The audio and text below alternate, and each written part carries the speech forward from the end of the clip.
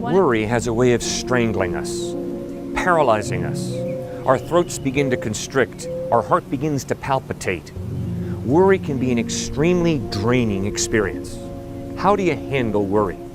In Matthew chapter 6, verses 25 to 34, Jesus directly addresses worry. And he clearly says, do not worry. And he goes on to point out that worry doesn't make sense.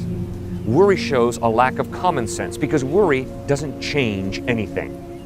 And Jesus also points out that worry is the antithesis of faith. For when you and I trust God, worry leaves our lives. Worry is a sign that we are taking God's responsibility onto ourselves. Faith is saying, God, I have done all that I can. I am trusting you for the outcome. How do you handle worry? First point, reflect on Scripture. Tim Tebow was facing last January the BCS title game against the University of Oklahoma, 2009. The night before the game, he began to experience stress, pressure, worry that began to be distracting, that began to drain him and paralyze him a bit.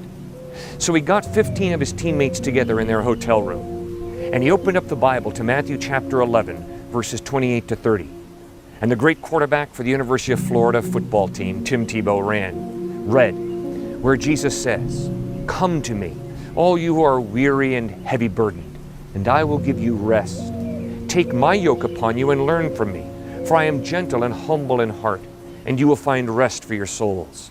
For my yoke is easy and my burden is light." Fascinating how Jesus says, "Come to me, all you who are weary and burdened." And you and I can be weary and burdened from the pressures of life, from the bad news of from the doctor, losing a job. A relational meltdown can produce incredible pressure on us. And Tim was experiencing pressure that he couldn't quite handle by himself. And so he reflected upon Scripture, where Jesus says, "Come to me, all you who are weary and burdened." A